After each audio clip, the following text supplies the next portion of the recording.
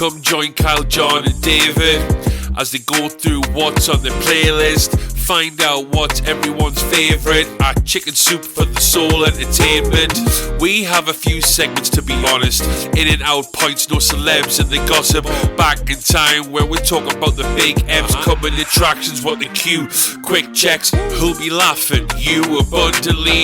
Welcome to Dual Redundancy. Yes, welcome to Dual Redundancy, the only podcast you hear all latest in television, entertainment news with too many else with exactly the same opinions. I'm one of those hosts, David Allen, and another one is John Berwick, and the third one is Kyle Bridger. So if it's just one of us, it's a one body problem. And if it's two of us, it's a two body problem.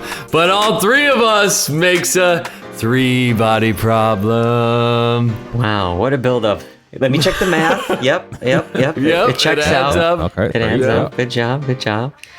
Yeah, we're going to talk about the three body problem as best we can here. We might need a lot more than three bodies to break this one down. There's a lot going on in this Netflix show. We also got some coming attractions we're going to talk about for some upcoming movies and TV shows that we're going to get later this summer. And we have this first segment. John, what is it? In and out points. In or out. In or out. In, out. Yes, it is in and out points. This is kind of lost, because we've been in Academy Awards mode. We were so stuck in that we didn't get all the movie news we could during that time. So let's talk about some now. Oscar-winning filmmaker Sam Mendes has set plans to make 4 separate theatrical films, one on each of the members of the probably music's most famous band, the Beatles. So Mendes will direct all 4 of these films, and this is the first time that the Beatles have granted full life story and music rights for a scripted film. These 4 movies will be interconnected, one featuring each band member's point of view.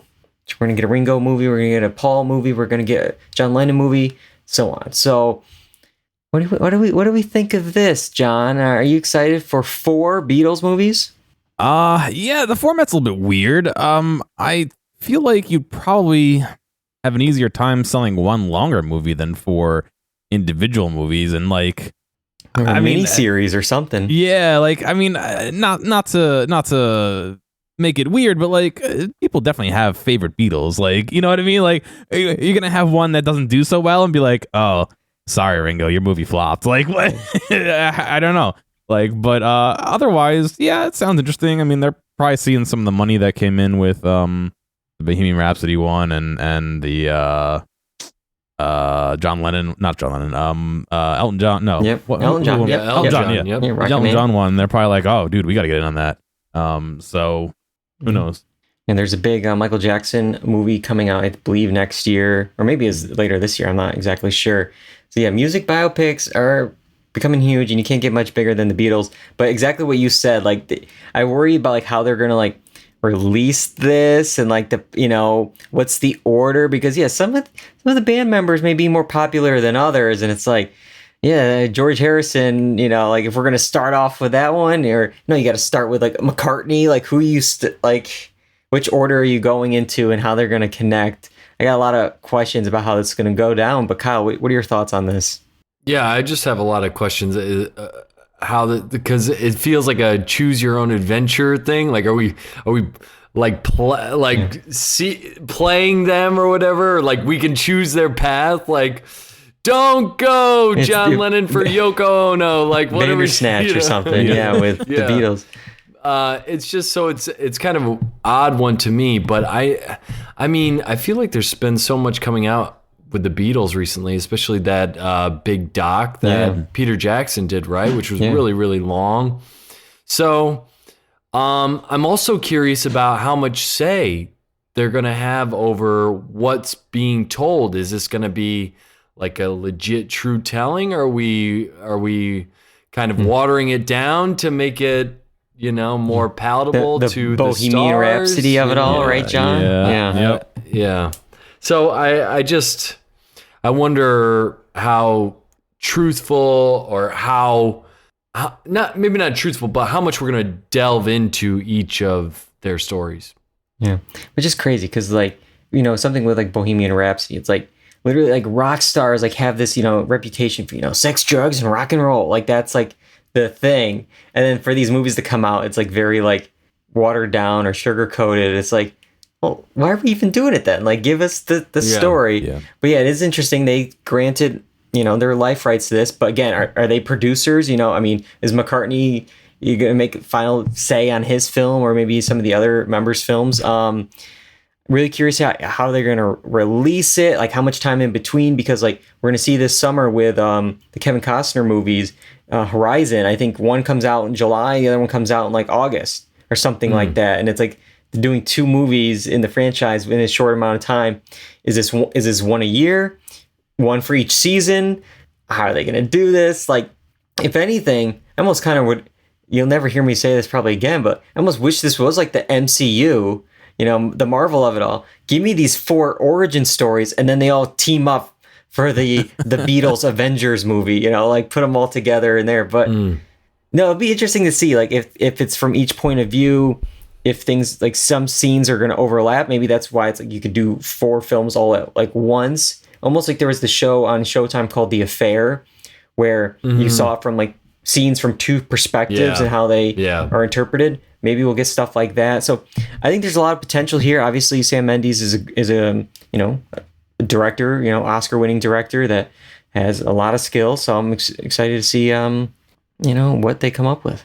Something also that came into my mind is like how beloved the Beatles are. If you're starring as one of the Beatles, you better have your acting chops on point, because people are going to roast you. So we're seeing it right now with Timothy Chalamet with the Bob Dylan set photos. They're people are already commenting on that, and the movie hasn't even come out yet. But so it's like that's another avenue to look at when looking at this set of films. Actually, I mentioned Timothy Chalamet. That's a great transition to our next story. He's currently Wonka in the movie theaters. Now, sadly, we really missed talking about this actual event involving Willy Wonka, or a makeshift Willy Wonka over there, I believe in Scotland. Almost it feels like an Always Sunny episode turned real. It's the Fire Fest for kids. This immersive Willy Wonka experiment, you know, this experience, this bait and switch thing that they did. Because for those who don't know, I'll do it real quick and then I'll catch you up on why we're talking about it this week. But for those who don't know the event, it was in Scotland and it was advertised using AI art. And, you know, guests were charged $40 for a journey filled with wondrous creations, enchanting surprises at every turn. It was going to be, you know, look at this photo. I mean, it's going to be like just an immersive experience. Instead, when the family showed up, they got to an empty warehouse, and Oompa Loompa looking like she was cooking meth, you know, at her little lab there instead of in the kitchen. I know, oh my God. And there was no chocolate whatsoever. Instead, kids were given 2 jelly beans and half a cup of lemonade. That was it really was the Fire Fest like lunchbox there with the white bread. And oh my gosh. But, yeah. So why am I talking about it this week? Well, the Beatles are not the only ones getting a musical event. We're also going to get Willy Fest. Willy Fest, a musical parody, will take inspiration from this event and will be a live event hailing from producer Richard Kraft, who did ABC's The Little Mermaid Live. This live event is coming later this year. And yes, we are now doing, let me get this, a live event based on a failed event based on a movie, based on a book.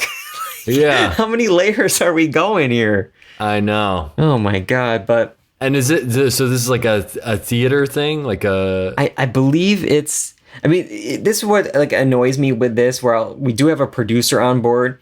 It sounds like it's just like this idea, like we got the idea, we got the rights, because the writers and team are not settled yet. Like it's like always like this thing, why do we always do this backwards? It's like like even like there's a Jurassic World movie coming out. Who's starring in it? Don't know. Who's the script? Don't know, but we have a date. It's July 2025. It's like, wait, what? Like, I don't know. It's weird. And I do wonder though, with like, if it is a theater event or, if it's a live, TV production, because parody law gets very confusing because it is based on Willy Wonka, which is owned by, Warner Brothers or whatever group that is, or the Dahl estate. I don't know exactly who has the rights. So can they do this? Or it's like, can they, change the name? It's Billy Bunka. Like it's, just changing it a little bit. Or maybe they're just like, if they're commenting on this event, it's okay. I don't know. It's tricky. Yeah. Just the idea of we're creating something based on a failed thing with all these layers just seems absolutely wild to me.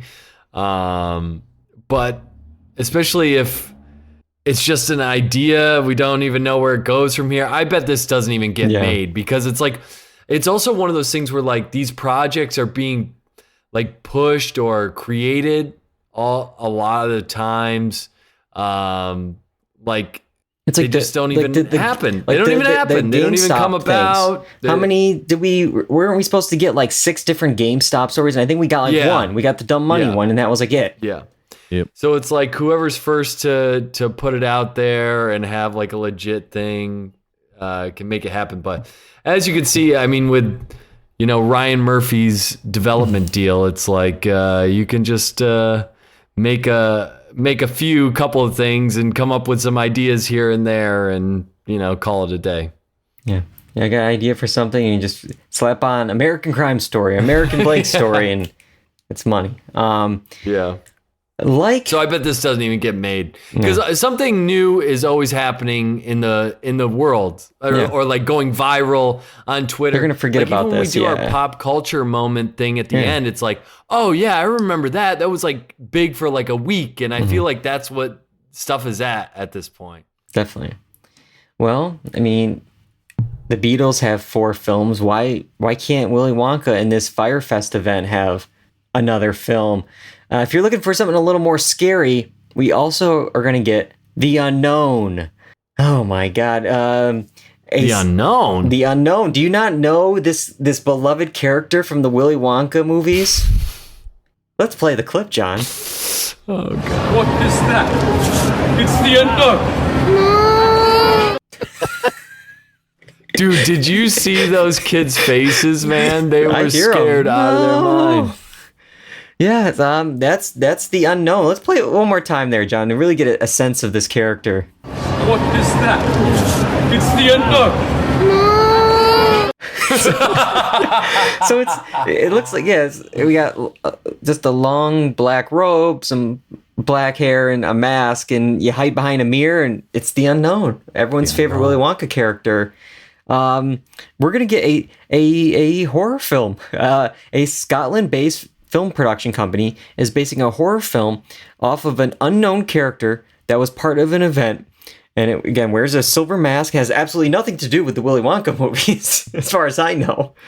But this picture, quote, is the film gearing up for production and a late 2024 release follows a renowned illustrator and his wife who are haunted by the tragic death of their son Charlie. Desperate to escape their grief, the couple leave the world behind for the remote Scottish Highlands, where an unknowable evil awaits them. What? So I guess it's like some kind of like Slender Man, Empty Man, whatever thing. Some creature in the woods. Winnie the Pooh, Blood and Honey, or whatever. We'll get to that at some point, guys. Lay off. Just kidding. But you know what this... I don't know if any of... I'm not really a big wrestling fan, but there used to be an old wrestler called Sting. And this guy looks like Sting. So if you find a picture of Sting, this dude, like his makeup looks exactly like it. That's what it looks like to me. Okay. Well, that's what it should have been, like Sting's comeback is this character right here. That's where the movie should have gone. I mean, maybe they can get Sting. I don't know if the musician Sting or this wrestler Sting, either one can be The Unknown. But, John look at has an that. image. Yeah. Like if you put a wig on him, that is Sting. I could see it. I could see it. Yeah. All right. What is it? It's Sting. I mean the unknown. It also sounds like the Ender or something. Like I can't hear it. Like he says, I guess the unknown, but it's like, what is this? It's the Ender. It's like what?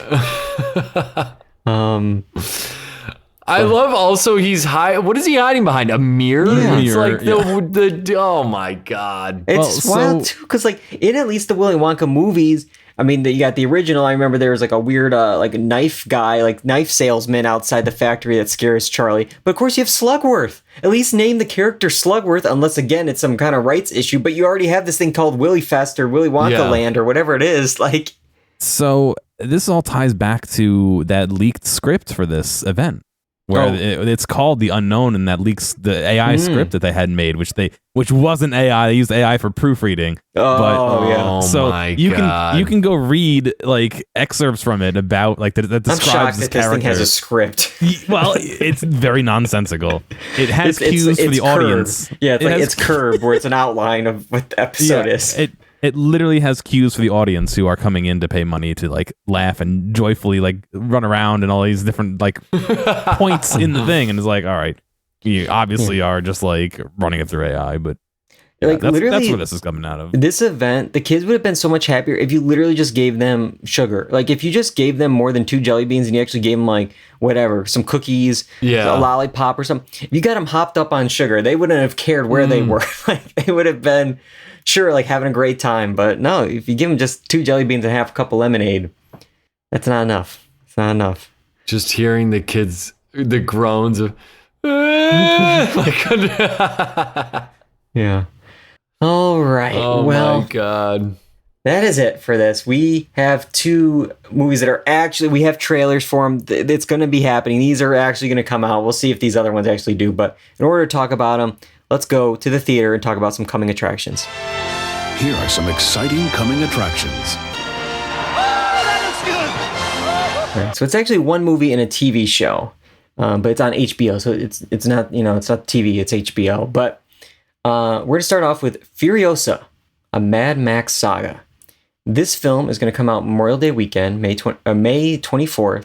And it's hard to believe, but it's almost been 10 years since the last Mad Max film. And this one is set 15 to 20 years before the events of that one. It's a prequel where we have young Furiosa, played here by Anya Taylor-Joy. And she is snatched from the green place of many mothers. And then she's brought into the hands of the biker horde led by Warlord Dementis, who's played here by Chris Hemsworth. We're basing it off the trailer. That's all we have. That's all we have to look at. Let's start off with Kyle. What did you think of Furiosa, a Mad Max Saga? So you said this is the prequel to like Charlize Theron. Yes, this is Charlize Theron 15 to 20 years earlier. Yeah, okay. Now that checks out. Because I was going to ask where we're at in the saga here, because I didn't know what was happening. But I really want to go back and watch the Mad Max Fury Road, because I remember it being very good. And so this is kind of getting me interested in that. I love Anya Taylor-Joy, so I'm excited for that. Honestly, it just looked more action-packed like Fury Road did, so I'm all on board with that. Couldn't really tell what was happening storyline-wise. Chris Hemsworth almost seems like a caricature. Yeah. It almost seemed like another Marvel character in a way when he came on. I was like, is this just his? So I'm going to hold judgment on that until this movie comes out. But I was a little nervous with that rendition of whatever he's doing. But yeah, this looks action-packed. It looks cool. I'm into the world, this little steampunk situation. I mean, You're back in the desert. You're going to let that spice flow? yeah, that guitar guy with his hanging upside down, playing guitars over the. Why not? And get him on a sandworm, man. Yeah, I had the same note about Chris Hemsworth. It felt very like cartoony. Like the facial hair reminds me of like what he looked like when he was Fat Thor in the Avengers films. Yeah. And I will say, like, as while it does look action packed, maybe it's just like my memory, but I feel like the previous Mad Max comparing this one to it, I feel like there was a lot more like CGI, and it just looked maybe the effects are still being tweaked a bit, and it's just a trailer on my Mac and not a big theatrical screen, but like it seemed very like more computer fake than the other one did. Like the other one, I felt like we were in the desert, or like we were in the space, and it just seemed a little bit more, I don't know, set and CGI to me. But John, what did you think of the trailer? I've never seen the original Mad Max, which I know I'm missing out, but it looks like it'd probably be a good one if you're looking for just some mindless action, basically. That's kind of all I got out of it. I was gonna say, not the original. I mean, because the original is like original. Like I've seen neither. Original. Oh, okay. I've seen neither. Yeah. Oh, okay. Wow. Yeah. Oh, you should check out Fury Road. Yeah. Sure. I hear it's good. Good. I just never really got around to watching it. So This is actually the 5th Mad Max movie. We had 3 in the 80s, and then it came back in 2015 and 2024, and then I guess there's already one called Mad Max: The Wasteland. In TBD whenever that's coming. But yeah, and I will say like the prequel aspect obviously is interesting. It's sometimes it works out. You have something like Better Call Saul, that prequel thing, because like in this, like we kind of know the outcomes of, or at least what happens with Furiosa, because we've seen the next film. And Anya is playing like a younger version of Charlize Theron's character. And at points, I hear it in the voice. Like, I'm like, oh, I can see what she's doing here. Then I will say this trailer didn't give me too much, though, of like her, other than just like still shots of her mugging to the camera. Mm-hmm. Like just like those faces, or like the wide reveal. It's like, here I am. Like, I don't know if she even barely talked on screen. It was just like voiceover. Yeah. Which I feel like, is it just me, or I feel like she's been doing like a lot of like VO stuff. Like I hear her voice in like a bunch of different stuff.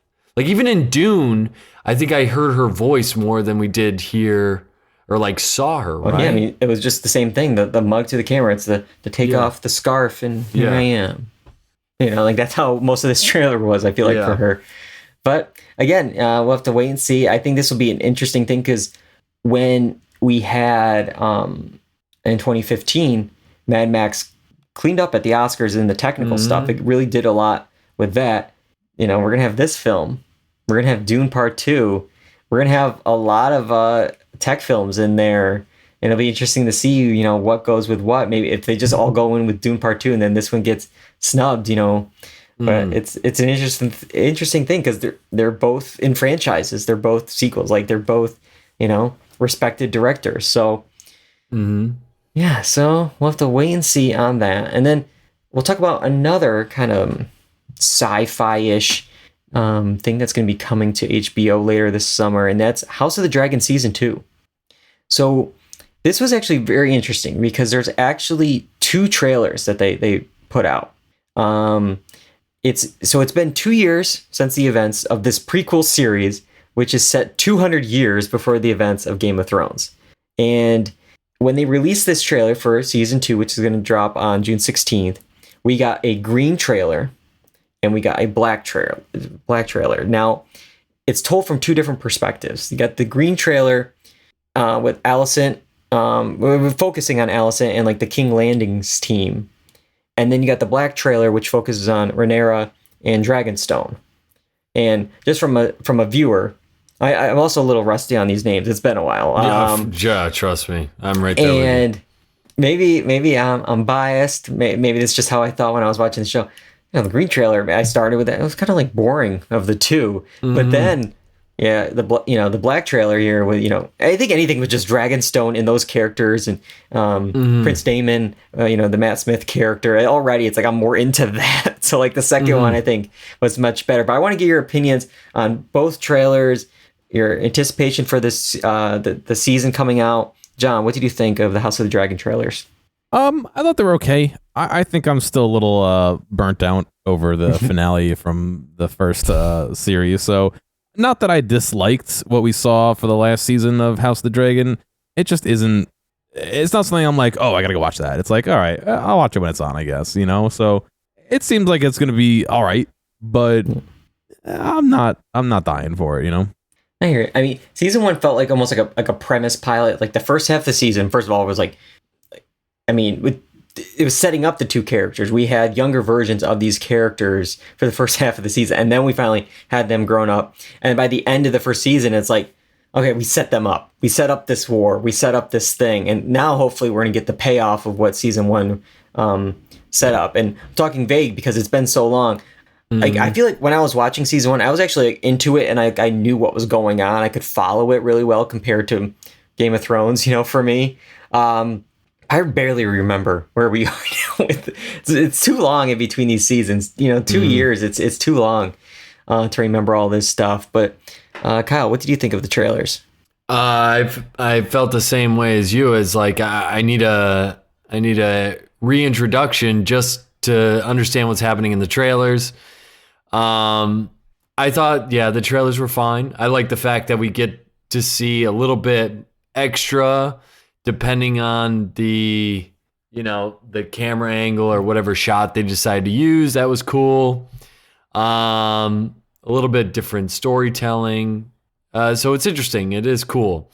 The thing I was thinking back when I was watching was, they try and make them teams, but I'm thinking in my head, it's like neither of them are good. Like none of them I don't remember like rooting for, because they all have just these negative traits about them, just like all people do. But I was just like, they are really lacking somebody that you can really, really root for in this series. But I guess that is whatever medieval times or whatever they're going for. But even like, I feel like, when you're watching the original like Game of Thrones, you had like the favorites. Stark, even Stark just father. Tyrion, like you want to root for Tyrion, certain characters. And I feel like so far, I don't know who I'm really rooting for in this. And I remember like just not, no offense, not caring too much for Emma D'Arcy, because I remember like we had 5 or 6 episodes of Millie Alcock, and I was like, she's really good. And then all of a sudden, she's gone.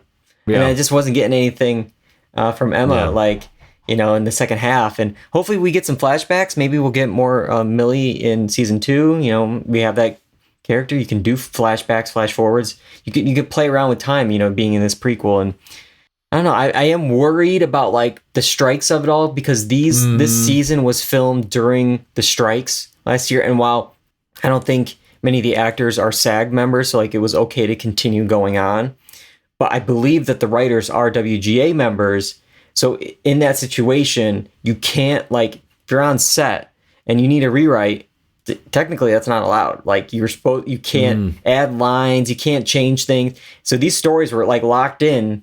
Like, this is what it was. This is what you were doing. You can't like redo anything or move stories around or add something so that's tough, because if anything, probably the script is not the strongest thing in some of these shows, and like the story, like it's I think the production design looks good. I mean, some of the stuff looks, I think, better than some of the stuff in the Mad Max trailer, the computer wise, so but I don't know, with like more scripted, with more dramatic stuff like this, how much of that stuff gets punched up. Like I know with comedy, especially sitcom, they're still punching stuff up, even based on what they're hearing from like a live audience, or even how it's playing out. But I don't know how much of that punching up goes. I think it's just the idea of like tinkering with a story, where it's like, if there's a storyline, it's like, we really need one more scene to set up this intention from a character. Too bad. Or like, oh wait, I don't understand why this person's doing that. And it's just like,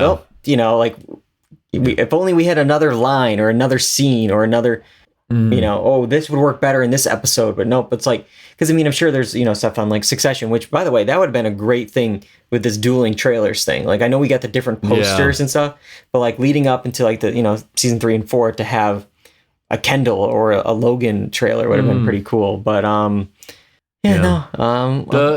there's just one other thing I wanted to say about the trailers, is that I think they do have another very, very good villain on their hands, like they had with King Joffrey. Is that I think it's Alicent's, one of her sons, the guy with the eye patch. That guy sucks. Like, I just want that guy to die. So, so I think he's going to be a good villain. And does anybody remember how we left off? Didn't somebody get bit on a dragon? I think that I don't know about like bit. I think like knocked straight up off, died. right? Yeah, like Yeah. Yeah, you got knocked off and killed or something. Yeah, I think Yeah. it was again. There's gonna be so many people in the comments. We're sorry, but like, I think it's Rhaenyra's kid, I believe, and that's what I think kind of Yeah. starts this whole Yeah. war. There we're was about a to go. big scene when they were crowning the kid, and the dragon broke through into the hall with what's her name? I forget what her name was. That was close to the end as well. So there's a couple things that happened right at the end that I definitely need to refresh before I watch this, because it's like we'll definitely be talking about. So yeah, we'll definitely have to do some refresh. We can listen to our pods and we can hear. There we go. It's right there for us. And what we thought of season 1, but we'll definitely catch up for season 2. I think we're definitely going to talk about it on the podcast. So, all right. So that is House of the Dragon, Game of Thrones. We're talking about this. We're going to talk about a series, the first real series from the Game of Thrones guys. From they've been away for a while and they're back with the 3-body problem. Let's talk about it. Let's go back. We're back, baby. Gotta get back in time. All right, 3-body problem. It premiered on Netflix on the dates right there, March 21st, 2024. This science fiction series, created by David Benioff, D.B. Weiss, and Alexander Woo, is loosely based on the novel of the same name. After being adapted into a Chinese television series in 2023, this 2024 Netflix series explores how a decision made in 1960s China reverberates into the present, where a group of scientists partner with a detective to confront an existential planetary threat. All right, so there is a lot going on with this. Again, we are not going to pretend we're experts. Initially we were going to focus on the premiere, which is called Countdown. I think so far I've seen 2, and I think it actually makes more sense to at least talk about those 2 at least, because I think there's a lot of stuff that happens in 2 that kind of sets up what the show is. I'm sure there's even more. I know you guys went on and saw multiple episodes past that, but so we're going to skate around it. We'll mostly focus with those 2 episodes, spoiler wise, I guess, if we can. But I guess like start us off. I know Kyle, I believe, has read the first book in this series. I've read the first. Yeah, so what do you think so far between the book, between the series, what you're seeing on screen, what's going on? So I think it's a pretty faithful retelling of what happened in the book. They're getting large chunks of information to us in a timely manner while making it entertaining. And I even said to you, I think after I finished the book, is I don't know how they're going to adapt this thing, because it's just so massive, so difficult. So I was really intrigued with how they were going to do it. I'm pleasantly surprised with how they're doing it. It's very entertaining. Again, they're getting that information across.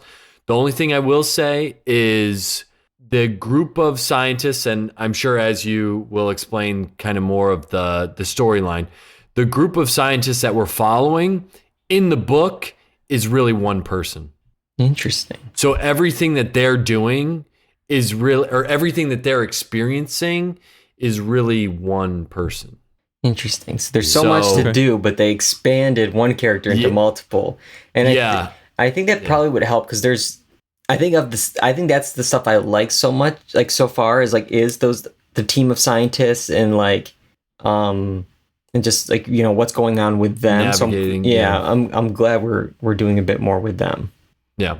But that's probably the biggest thing that I noticed is that's different. But as far as all of like the things that the scientists are kind of going through is pretty faithful to what happens to the characters. Okay.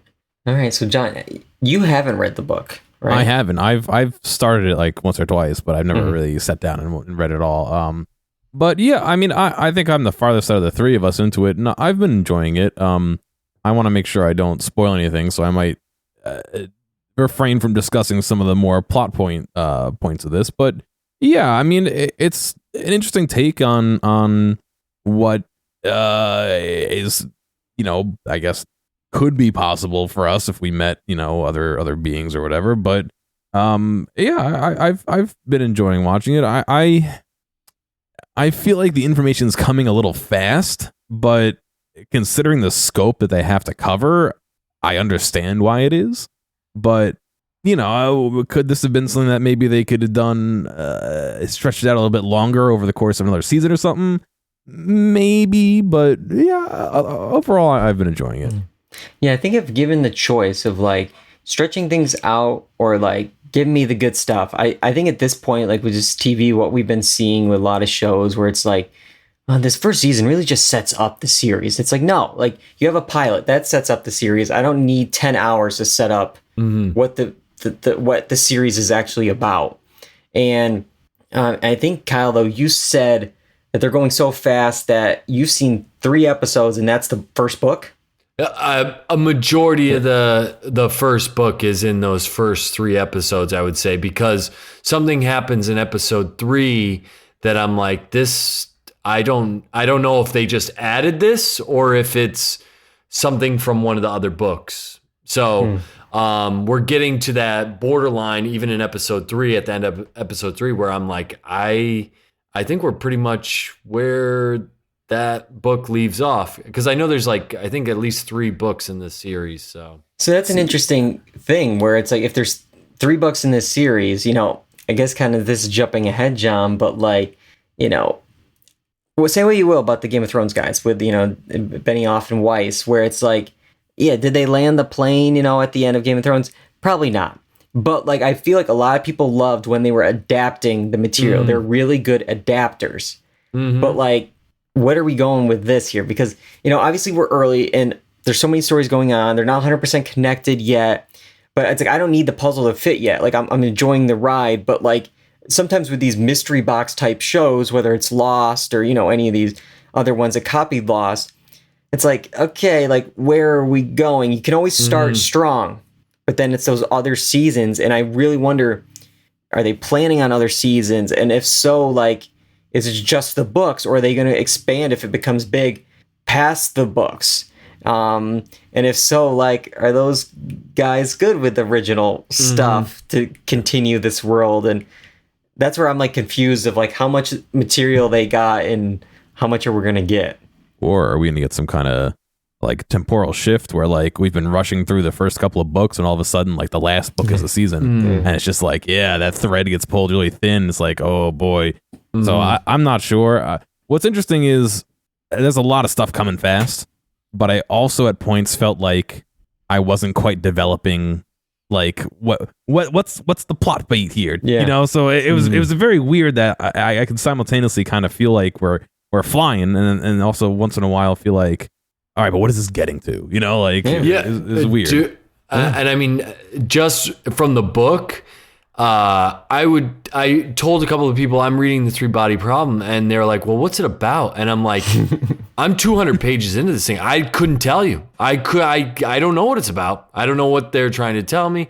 I don't know what they're trying to do, because I didn't like look at the back cover. I just knew that we were going to do this. And I'm like, let me check it out. Yeah. So I had no idea still what we were in for. Wow. So it's interesting. Yeah.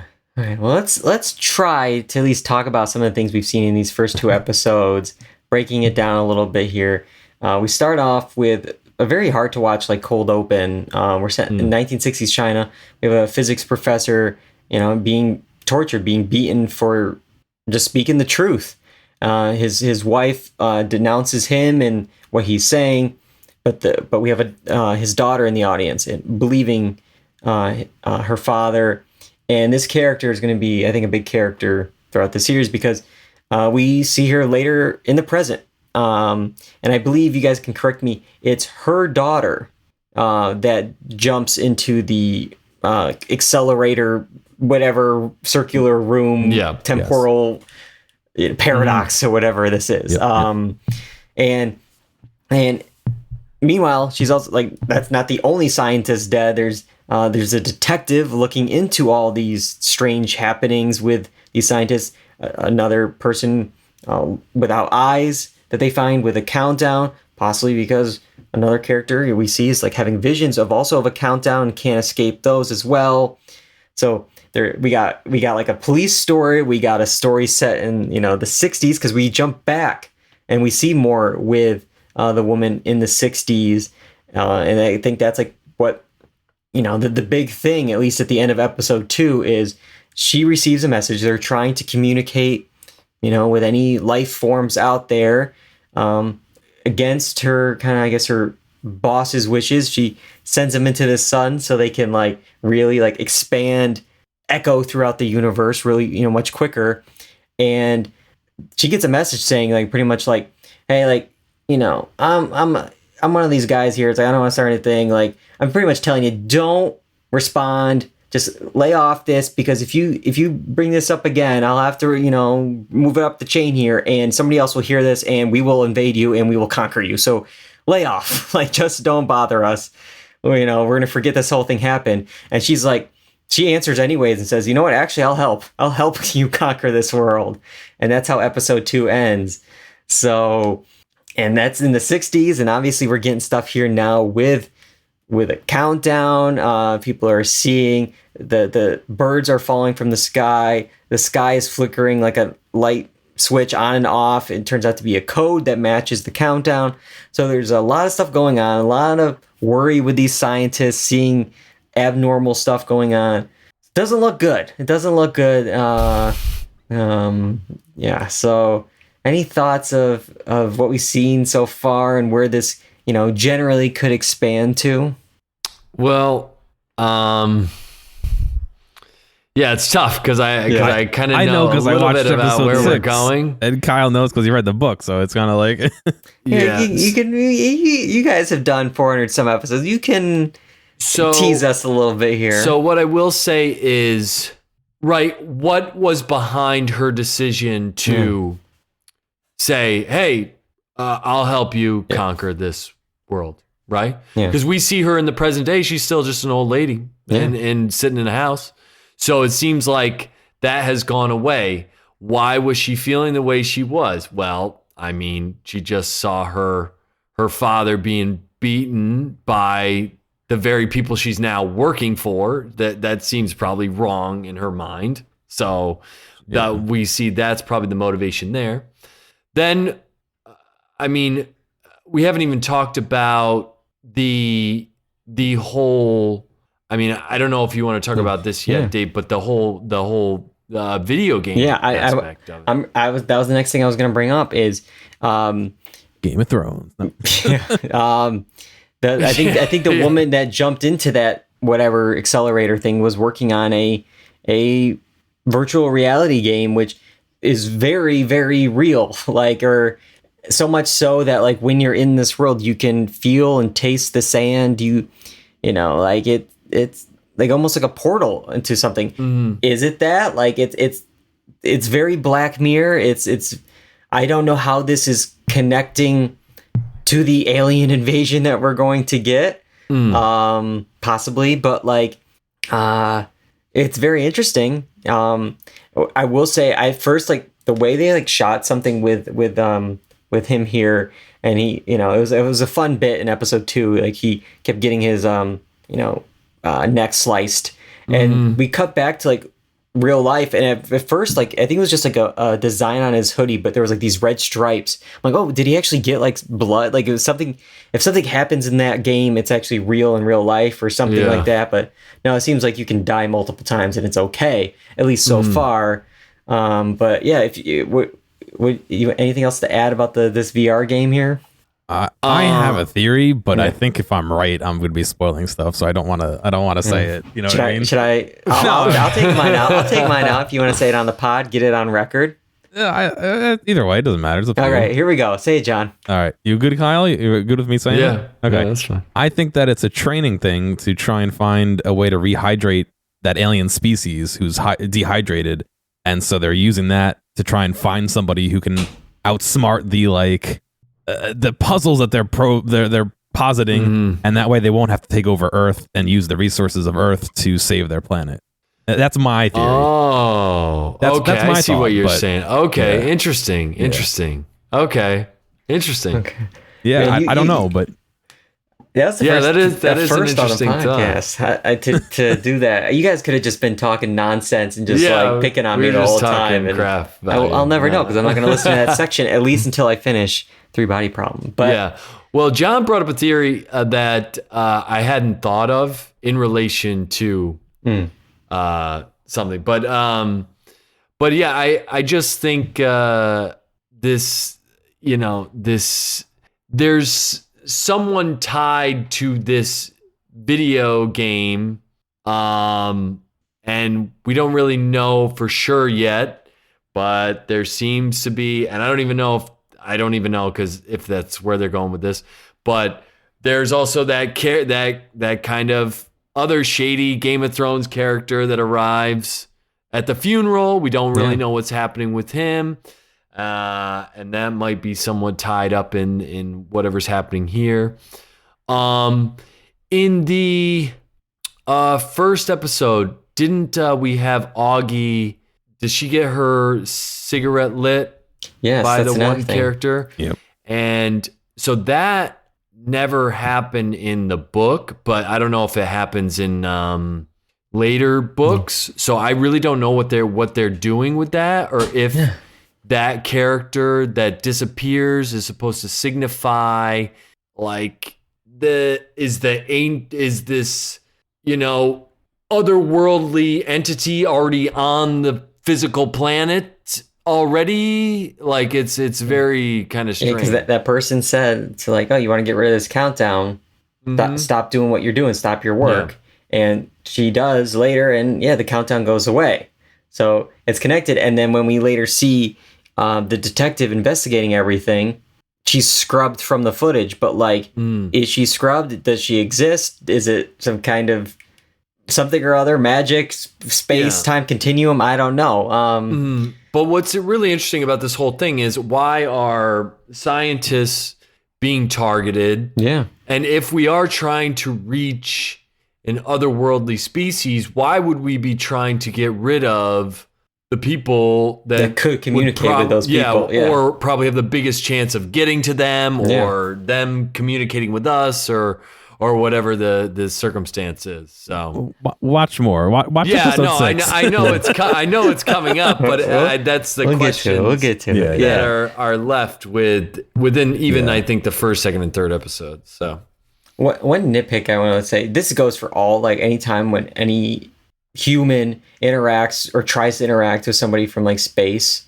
or or sends a message out and stuff. I was noticing this when they were like doing this, like, we're sending out this message, we're gonna just keep playing it on a loop, we come in peace, this and that.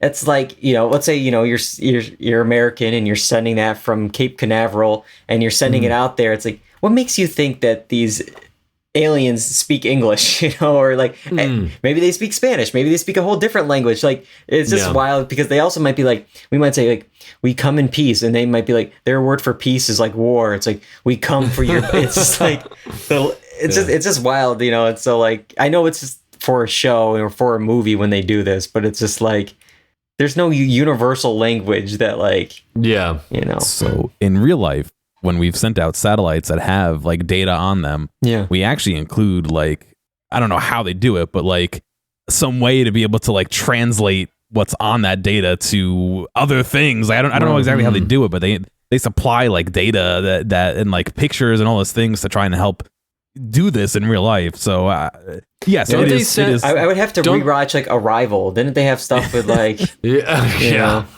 Don't they send like also like pop culture things too? Yeah. Oh yeah. Like here's this thing that we created. Yeah. Can you imagine like just like sending something, and it's like you send like Austin Powers or something, and they're like, this is what Americans are, right? This is the prototypical American or anybody, this human being, but send up Furiosa, Mad Max Saga, and see what happens. Game of Thrones. But Send Three Body Problem. Why not? Maybe they'll be able to understand it a little bit better. But all right. So it sounds like you guys have already watched more. Are you going to complete it? It sounds like. Yeah, I think so. Yeah. I think it's interesting. I actually, to be fair, I think the series is more interesting than the books. I felt the books were a little bit hard to get through. I was reading the book in the airport at one time, and some guy stopped me and he's like, "Hey, that's my favorite book," and it's going on, and I was like, okay, cool. And I was like, it's okay, but I didn't like love the book, but I thought it was okay. In fact, I didn't love the book that I'm not even going to continue with with the book series. But I do find the TV series interesting, and I do like the actors. I like the dynamic between the scientists. Yeah. And they've got some interesting things going on outside of the book that has piqued my interest. So I'm down with it. Interesting. Yeah, and we'll wait to see how this does on Netflix, and who knows, they can renew something and then cancel it. But I think with the amount of money and energy they put into this, and it being like a real play for like an international show, I think we're at least gonna get a season 2. Like, I'd be surprised if we don't. But we'll have to wait and see. That is it for Three Body Problem. That's it for this episode. Now, later this month, we're gonna have a couple shows in April. I believe like 2 or 3 shows, and we got a lot to talk about. A lot coming up on the podcast. We have the series finale of Curb Your Enthusiasm, which is hard to believe. After 24 years, it's all coming to an end for Larry David on Curb Your Enthusiasm. We have another kind of sci-fi post-apocalyptic show in Fallout. It's going to be on Amazon. We'll check out the series premiere for that. And it's hard to believe, but at the end of the month, it'll be time for our annual summer box office draft. Wow. A lot to do. We also have to pay up our Oscar bet and watch Winnie the Pooh, Blood and Honey. So it's going to be a busy month. So get ready. Make sure you are subscribed on YouTube, Apple Podcasts, Spotify, the blog, doordoncy.com. We are live on Twitch and on YouTube at the same time. Twitch.tv/doordoncy. I don't have the YouTube link offhand, but I always post it on social media, on Twitter, on Instagram, TikTok, at doordoncy. You can find the links to join us live on Twitch and on YouTube. I got to thank both you guys for joining me tonight on a Wednesday, a little earlier than usual. John directing the show, putting it up on Apple Podcasts, on YouTube. I couldn't do it without you guys, so thank you so much. Yeah. All right. Well, until next time, I'm David Allen. I'm John Berman. And I'm Cobridger. And that's all we got for Do or Duncy. Goodbye, everybody.